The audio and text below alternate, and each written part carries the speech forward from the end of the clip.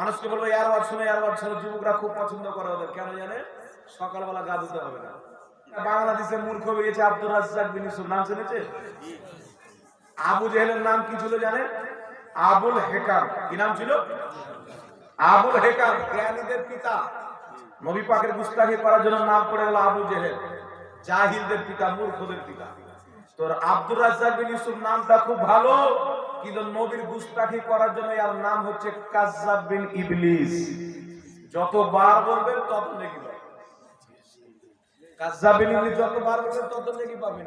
এখন এটা হয়েছে গৌসে আজম, এদের ইমামে আজম হচ্ছে আব্দুর রাজ্জাক বিন ইউসুফ। মানুষকে বলবো এয়ারবাদ শুনে, এয়ারবাদ শুনে, যুবকরা খুব পছন্দ করে ওদের। কেন জানে? সকালবেলা গা ধুতে হবে না, ঠান্ডার সময় গা ধুতে হবে না। হুজুর খুব ভালো, মানে সুবিধা যত দিবে অত যুবকরা পছন্দ করে। তো এই জাহিল একটা লোককে যদি আপনি 10 বোতল মদ পান করে এদের নাউজুবিল্লাহ আস্তাগফিরুল্লাহ, তো 10 বোতল পান করার পরে মাতাল হয়ে ওইরকম কথা বলে না যেরকম কাজ্জাব বিন ইবলিস বলে। জি বলছে, জিজ্ঞাসা করা হলো কোন পীর কি শাফাত করতে পারবে কিয়ামতের ময়দানে? তো বলছে পীর ফকির তো দূরে থাক, নবী পাক নিজেই ভাল ভাল করে তাকিয়ে থাকবে আমার নেকির পাল্লা ভারী হচ্ছে না আমার গুনার পাল্লা ভারী হচ্ছে। জোরে বলেন নাউজুবিল্লাহ। আমার নবী ভাল ভাল করে তাকিয়ে থাকবে, এই আমার নবীর গুনাহ আছে, একটু জোরে বলতে হবে। আরে জোরে বলেন আমার নবীর গুনাহ আছে। আরে শুনেন, আমার আপনার নবী সাল্লাল্লাহু আলাইহি ওয়াসাল্লাম এমন একজন মহান ব্যক্তি, কিয়ামতের কঠিন দিনে সকল মুসলমান ইব্রাহিম নবীর দরবারে যাবেন, আদম নবীর দরবারে যাবেন, প্রত্যেক নবী বলবেন ইযহাবু ইলা গায়রি, অন্য কাউরির কাছে যাও, আজকে আমি উপকার করতে পারবো না। আল্লাহু আকবার কবীরা। ঈসা আলাইহিস সালামের কাছে দৌড়ে দৌড়ে ঘুরে ঘুরে ঈসা নবীর কাছে আসবো। ঈসা আলাইহিস সালাম বলবেন শুনো, ইদিক ওদিক যেও না, আদম আলাইহিস সালাম থেকে নিয়ে আমি ঈসা পর্যন্ত আজকে সবাই বলবে ইযহাবু ইলা গায়রি, অন্য কাউরির কাছে চলে যাও, কেউ তোমাদের সাহায্য করবে না। আজকে তোমাদেরকে যদি আল্লাহর দরবারে ক্ষমা করাইতে পারে, মাগফিরাত করাইতে পারে, শাফাআত করাইতে পারে, তিনি হচ্ছেন মা আমিনার নাম আব্দুল্লাহর নয়নতারা, রাহমাতুল লিল আলামিন। নবীর দরবারে চলে যাও। মুস্তাফা জানে রহমত বলেছেন শাফাআতি লিআহলিল কাবাইর মিন উম্মতি, আমার শাফাআত আমার উম্মতের বড় বড় পাপীদের জন্য, যত বড় যারা পাপ করেছে।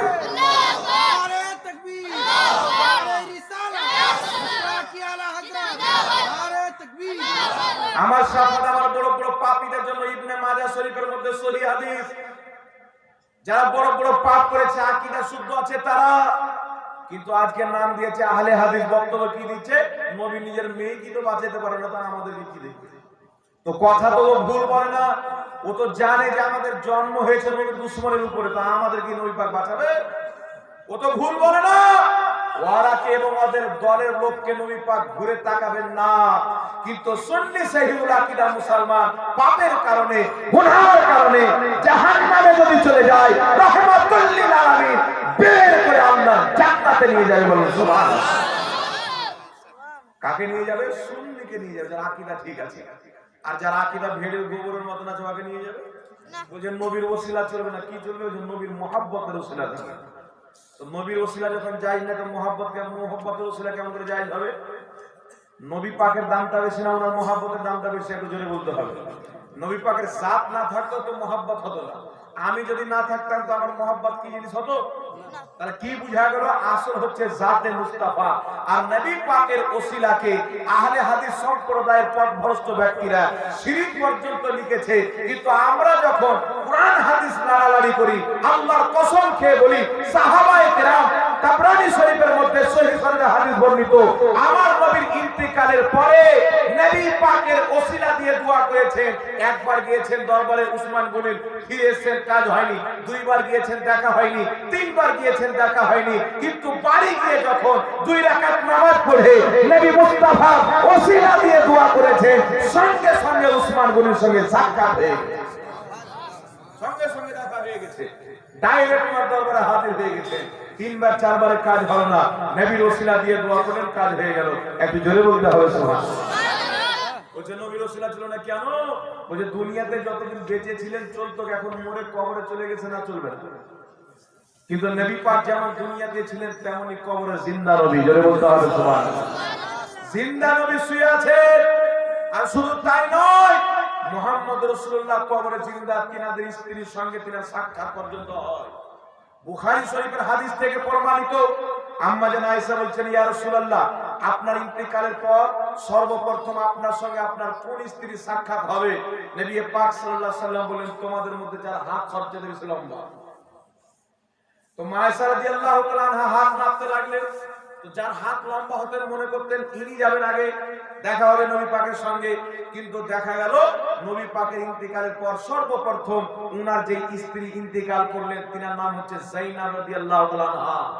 তখন মা আয়েশা বুঝতে পারলেন যে এই হাত না, দানের হাত। যে স্ত্রী সবচাইতে বেশি দান করতেন ওনার নাম যায়নাব। আর নবী পাকের পরে তিনি ইন্তেকাল করে নবীর সঙ্গে সাক্ষাৎ হয়েছে, একটু জোরে বলতে হবে সুবহানাল্লাহ। নবীগণ নিজের কবর সহশরীরে জিন্দা। তাই নবী পাক বলেন, মুসলিম শরীফের সহিহ হাদিস, মারাতু আলা মুসা ওয়া হুয়া ইউসাল্লি ফি কবরিহি, আমি যখন মুসা নবীর পাশ দিয়ে মেরাজের রাত্রিতে গেলাম, ওনার কবরের পাশ দিয়ে, মুসা আলাইহিস সালাম নিজের কবরের নামাজ আদায় করতেন। আর একই হাদিসের উপরে মুসলিম শরীফের মধ্যে হাদিস যে মুসা আলাইহিস সালাম কবরে শুধু নামাজ আদায় করছিলেন না, দাঁড়িয়ে নামাজ পড়ছিলেন, জোরে বলেন সুবহানাল্লাহ। দাঁড়িয়ে নামাজ পড়ছিলেন। আর নামাজ জিন্দা ব্যক্তির উপরে ফরজ থাকে, মরা মানুষের উপরে না।